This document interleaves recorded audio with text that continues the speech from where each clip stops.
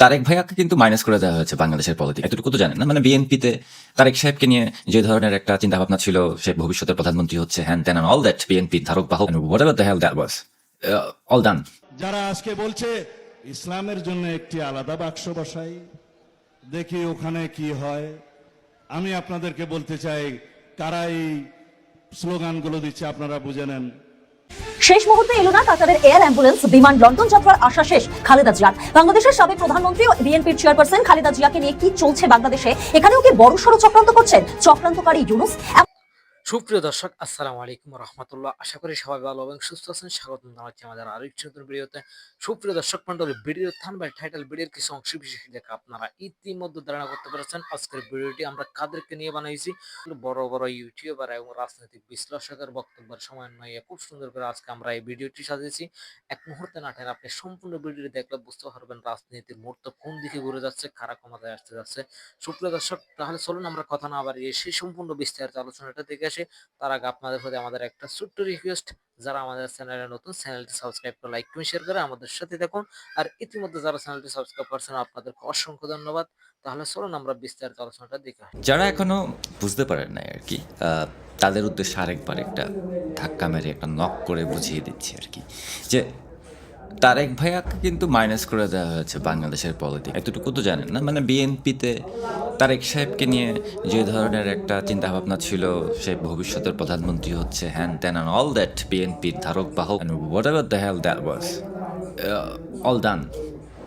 তারেক সাহেব কিন্তু এখন বাংলাদেশের পলিটিক্স থেকে একরকম মাইনাস, যদিও উনি লন্ডনে বসে বসে দুর্নীতির বিরুদ্ধে যুদ্ধ করবেন। হোয়াট অ্যান আইরনি যে তারেক জিয়া দুর্নীতির বিরুদ্ধে যুদ্ধ করবে লন্ডন থেকে। এককালের দুর্নীতির প্রিন্স বলা হয় তাকে, মানে যার কারণে বাংলাদেশ পরপর 3বার দুর্নীতিতে বিশ্ব চ্যাম্পিয়ন হয়েছিল। যাই হোক, সে কিন্তু এখন আর বাংলাদেশের পলিটিক্সে নাই, মানে বিএনপির পলিটিক্স থেকেও তাকে মাইনাস করা হয়েছে। মানে অ্যাটলিস্ট বাংলাদেশের ইয়েতে পার্সপেক্টিভে তাকে কিন্তু বাংলাদেশে আসতে দেওয়া হয় নাই। তার মা মৃত্যুসজ্জায় থাকার সত্ত্বেও সে বাংলাদেশে আসতে পারে নাই, এবং সে বাংলাদেশে আদৌ কখনো আসতে পারবে কিনা এটার কোনো গ্যারান্টি নাই। বিকজ এখানে অনেক ধরনের গ্যারান্টি, এখানে অনেক ধরনের ওয়ারেন্টির দরকার আছে। তার রেজাইলাম ভিসা যেটা আছে, পার্মানেন্ট স্টে অর্ডার যেটা আছে, ওইটা ক্যান্সেল হয়ে যেতে পারে। অ্যান্ড বাংলাদেশে তার মানে টিকে থাকার মতো কোনো গ্যারান্টি আছে কিনা এটারও একটা ব্যাপার আছে। So ultimately Tarek Zia out, এবং যে সমস্ত প্রবলেমের মধ্যে দিয়ে আছে তার, এই সমস্ত ইমিগ্রেশন প্রবলেম, অ্যাজাইলাম প্রবলেম এবং তার সহায় সম্পত্তি এগুলিকে গুছানো অ্যান্ড অল দ্যাট, এই যে প্রসেসটার মধ্যে দিয়ে আছে, এগুলি এত সহজে ফিক্স হওয়ার না। এগুলি ফিক্স হতে অনেক সময় লাগবে, লাইক 2-3 মাসে ফিক্স হবে না, 6 মাস 1 বছরে ফিক্স হবে কিনা আমি শিওর না। সো একটা নিউজ দেখলাম যে তফসিল ঘোষণা করা হবে অতি শীঘ্রই, এবং ফেব্রুয়ারির প্রথম সপ্তাহে প্রথমার্ধে নির্বাচন করার চিন্তাভাবনা করতেছে স্যার ইউনূস, মহাজং ইউনূস। সো ইলেকশন হবে কি হবে না এটা নিয়ে একটু পরে আসতেছি, বাট ধরে নিলাম যে ফেব্রুয়ারিতে ইলেকশন একটা হচ্ছে। Just for the sake of this video বললাম যে ফেব্রুয়ারিতে ইলেকশন হচ্ছে। তফসিল এখনো ঘোষণা হয় নাই, কিন্তু ওরা বলছে তফসিল ঘোষণা করবে। সো ধরলাম যে আগামী সপ্তাহখানেকের মধ্যে তফসিল ঘোষণা হবে। এরপরে অ্যাজ আই সেড বিফোর, আগেও আমি কয়েকশোবার বলেছি যে তাড়াহুড়া করে একটা ইলেকশনের অ্যারেঞ্জমেন্ট হবে। সেই ইলেকশনে তারেক জিয়া কি অংশগ্রহণ করতে পারবে? লন্ডন থেকে বসে বসে তারেক জিয়া অংশগ্রহণ করতে পারবে না, right? So Tarek Zia ultimately minus. Khaleda Zia তো মানে ওনার তো ওই কন্ডিশনই নাই যে উনি করবে, পলিটিক্স করবে, রাইট? ওইটা নিয়ে একটা পলিটিক্স চলছে। উনি বেঁচে আছেন নাকি চলে গেছেন, এটা নিয়েও এখন একটা ডাউট কাজ করছে সবার মাঝখানে। কিন্তু একটা ব্যাপারে অন্তত সবাই কনফার্ম, মানে একেবারে 100% কনফার্ম, যে তারেক জিয়া দেশে আসতে পারবে না। যেটা 6 মাস আগেও বলেছি, সেদিনও বলেছি যে it's impossible for him to come back to Bangladesh right now. তাহলে বিএনপির লিড কে হবে? যদি ইলেকশন হয়, বিএনপি যদি পার্টিসিপেট করে, তাহলে বিএনপির লিড কে হবে? সো এখানে একটা বড় গ্যাঞ্জাম আছে এই ক্যালকুলেশনের মধ্যে। সেটা হচ্ছে যে ধরেন তারেক জিয়াকে তো দেশে আসতে দিচ্ছে না। এখন সামহাও বিএনপি যদি ইলেকশনে জিতে, কারণ আওয়ামী লীগকে ব্যান করে রেখে ইলেকশনের চিন্তা ভাবনা করা হচ্ছে সেহেতু বিএনপি বা কোনো একটা পার্টিকে জোর করে জিতিয়ে দেওয়া হবে। আমি ধরে নিলাম যে for the sake of this argument সে জিতে গেল, বিএনপি জিতলো। এরপর তো তাহলে বিএনপি সুন্দর মতো তারেক জিয়াকে বাংলাদেশে আসার ব্যবস্থা করে দিবে।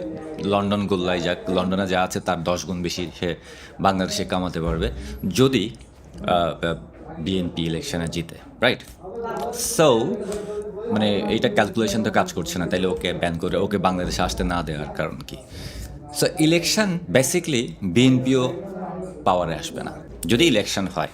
যে সাজানো ইলেকশনের প্ল্যান করা হচ্ছে স্যার মহাজং ইউনুস যেভাবে আগাচ্ছেন এই ফেক ইলেকশনের জন্য আওয়ামী লীগকে ব্যান করে। সো এটার রেজাল্টটা হচ্ছে যে একটা থার্ড পাওয়ারকে এখানে বসানো হবে, হয়তো বিএনপিকেও হালকা পাতলা রাখা হবে শর্ত সাপেক্ষে, যে তারেককে আসতে দিবে না, তারেক জিয়ার ফ্যামিলির কেউ ইলেকশনে অংশগ্রহণ করতে পারবে না, অল দ্যাট এগুলি হতে পারে। অথবা অল্টারনেটিভ হচ্ছে যে তারেক জিয়ার যিনি সহধর্মিনী আছেন, ওয়াইফ আছেন, তাকে দিয়ে কোনোভাবে একটা ভঙ্গ বোঝানো হতে পারে। কিন্তু এককভাবে সব পাওয়ার সমস্ত ক্ষমতা বিএনপিকে দেওয়া হবে না। সো এখানে জামাত, শিবির, এনসিপি মানে বাংলাদেশের স্বাধীনতা বিরোধী যতগুলি শক্তি আছে ইনক্লুডিং বিএনপি, সবাইকে সমানভাবে পাওয়ার বন্টন করা হতে পারে।